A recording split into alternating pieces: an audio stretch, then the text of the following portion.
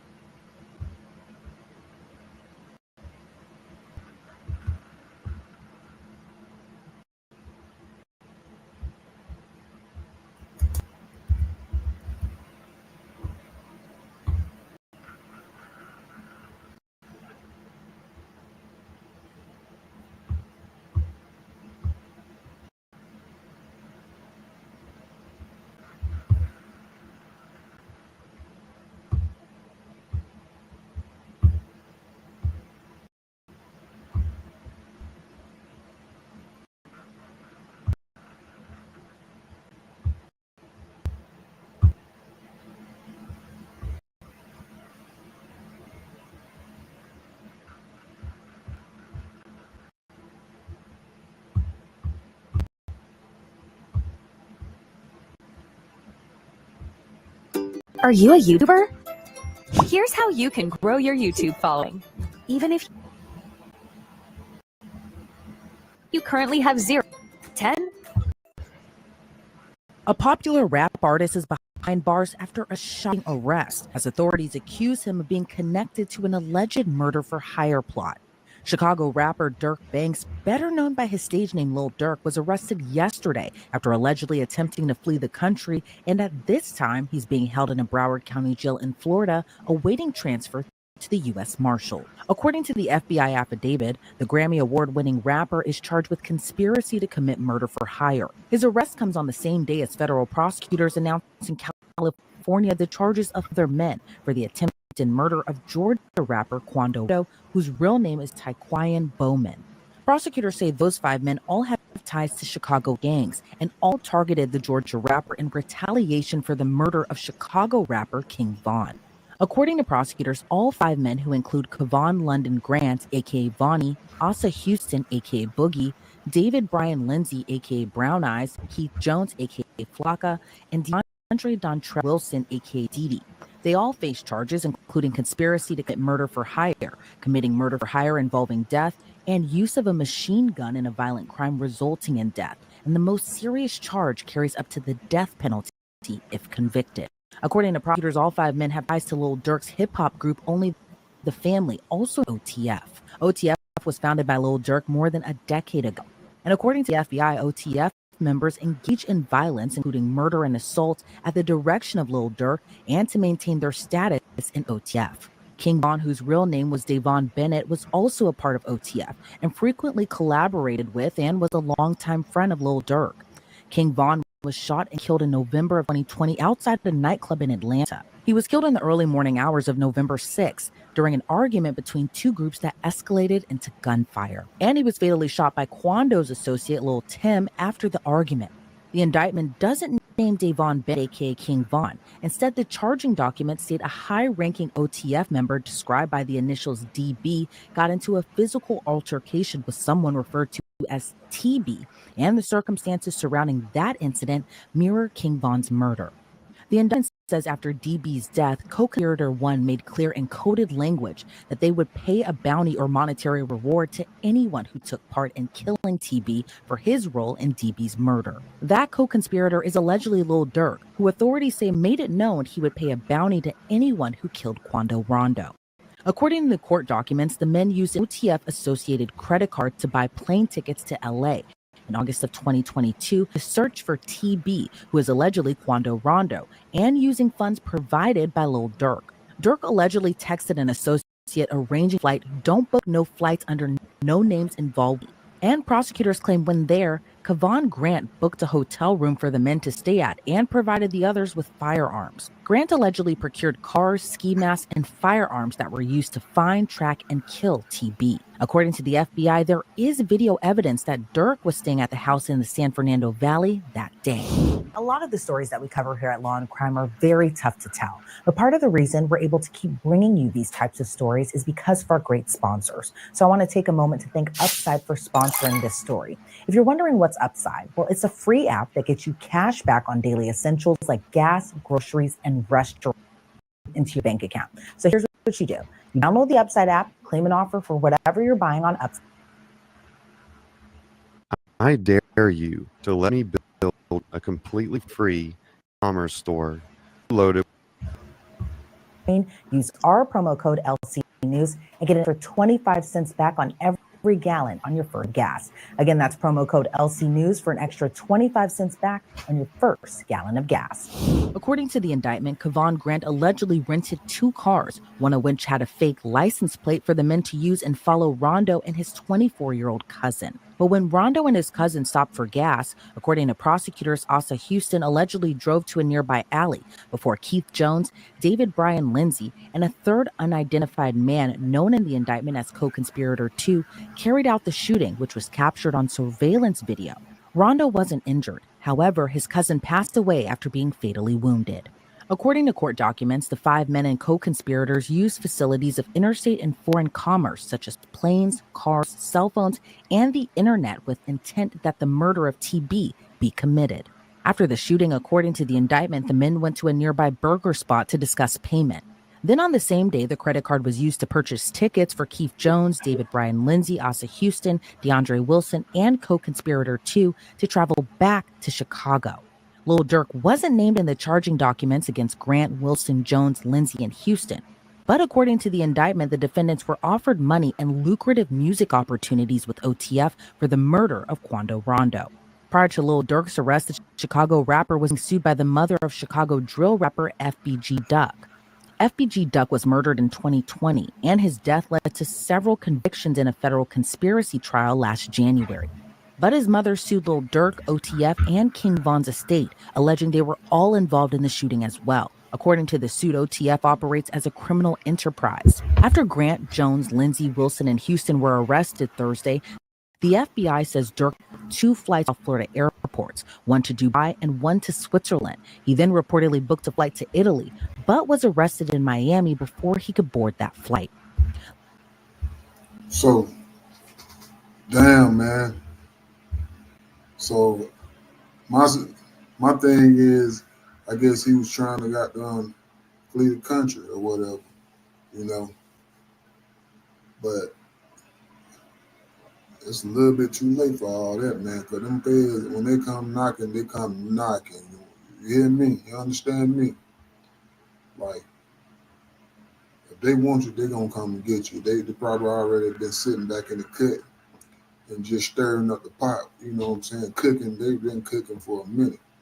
You know what I'm saying? So they just been stirring the pot up, basically, and just sitting back and waiting, trying to wait, and then be like, okay, we got him now. You know what I'm saying? Like, think about it. Allegedly, they couldn't get him, couldn't link him with the King Bond situation with FBG Duck back a couple years back when he got knocked off.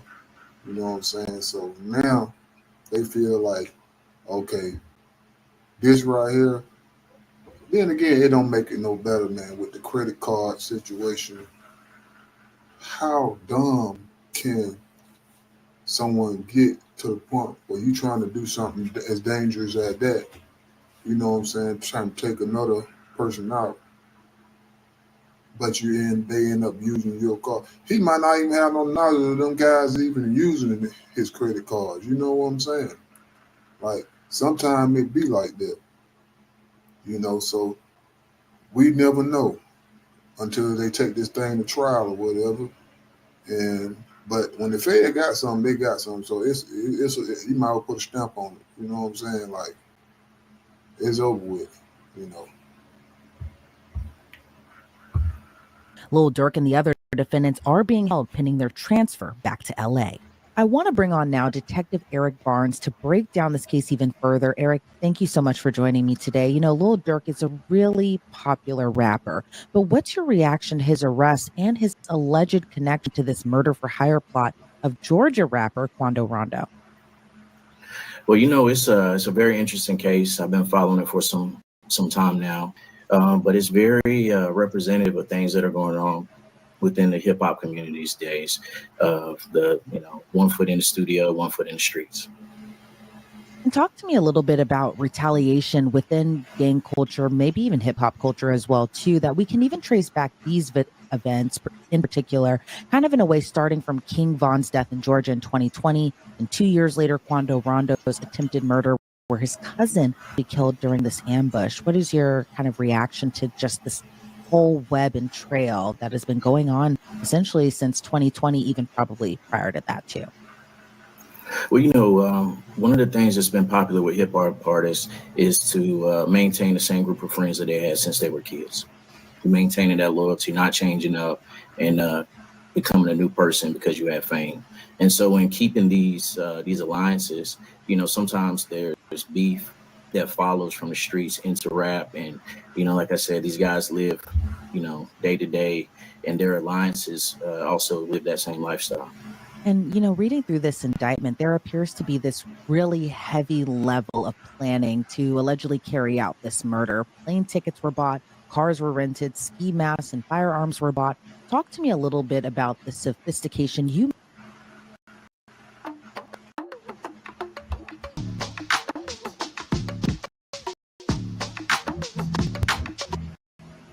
may have noticed within the planning and these allegations. Well, you know, one of the things that that you have to hurdles, so to say, that you have to get over in this case is just the geographic difficulties going from Chicago to California to commit this offense. And so there's only a couple ways you can get there. Either you can drive or you can fly. And, you know, obviously the advantage of flying gives you more of a time advantage. You can get there faster, but you also leave an electronic footprint. And that's what it seems like law enforcement was able to pick up on, was the electronic footprints that were left from purchasing the tickets. Now, when you fly, you also have to have transportation on the ground.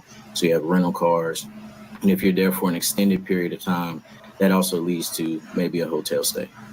You know, as we talk about this level of planning, it also appears there was also this element of not so great planning if you didn't want to be caught. And some of the 5 defendants actually used their real names, their birth dates, and photo IDs to book this travel. And then one of the co-conspirators actually texted another co-conspirator saying, don't book no flights under no names involved with me.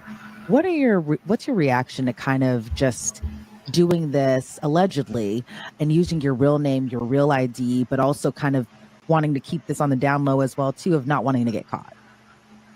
Well, I think that you know, when I read over that, I was kind of surprised by that, with how you know, unhidden that was.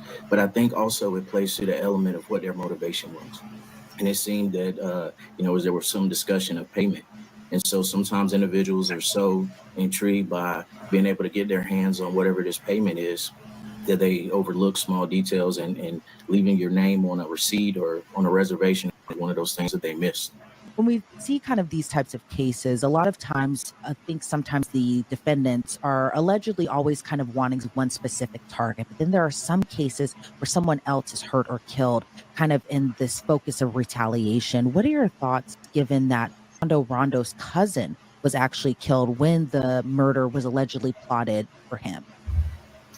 You know, I think it's always unfortunate that innocent people get caught in the line of fire. It's something that we deal with often within street violence. But I also think within the streets, there's also a mentality when there's a retaliation and gang culture that if you get caught riding with someone that I have beef with, then it just kind of, it's the rules of the streets. Like, you put yourself in that situation and now you have to unfortunately reap the circumstances of it. And there's also been rumors circulating online that there might have been an informant or even a snitch within OTF that may have revealed more to the feds. Do you think that's at all possible in this case, that they needed an informant on the inside to kind of give a scoop into kind of how everything was planned out and kind of how everything kind of came to fruition? Well, I know that there was very detailed information, and it definitely indicates that the investigators did a great job digging up surveillance footage and being able to uncover some of the intimate details. I don't know if there was an informant necessarily, but it seems that they do have some very personal details in their indictment. And given if there was possibly an informant, kind of how do they all play a role into this case? Because again, within the culture, a lot of times there is a no snitching policy. But what are your thoughts on whether or not there might have been an informant and kind of how that may have all came into this as well too? Well, the no snitching thing is very huge in the street and within the hip hop culture.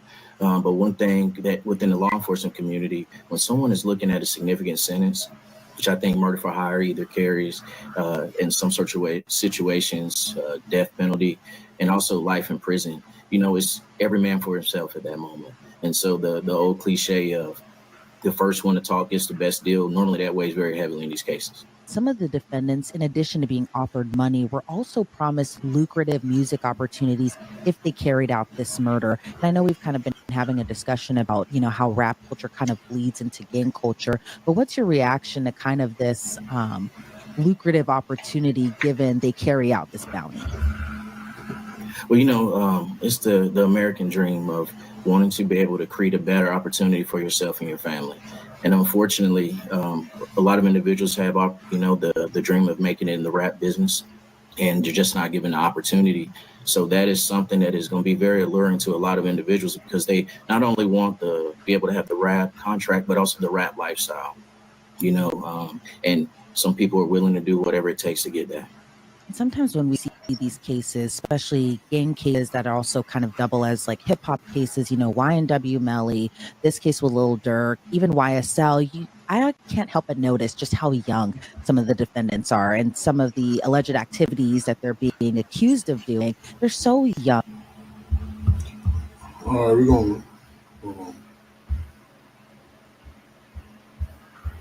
going to leave that right there where it is, man. You know what I'm saying?